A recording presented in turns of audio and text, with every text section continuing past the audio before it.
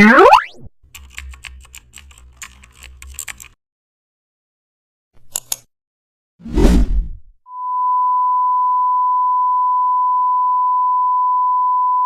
this tutorial, you'll design a product feature spotlight card in Photoshop using custom shapes, a layout widely used on landing pages to draw attention to one key feature at a time.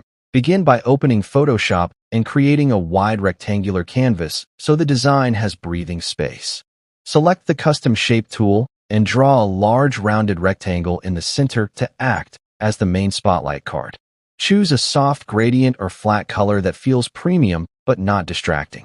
On one side of the card, place a circle or hexagon custom shape to hold an icon, slightly overlapping the card edge for visual interest. Now add a thin horizontal rectangle shape beneath the icon to separate it from the text area. Use the Type tool to write a bold feature title followed by a short explanatory paragraph. Adjust line spacing carefully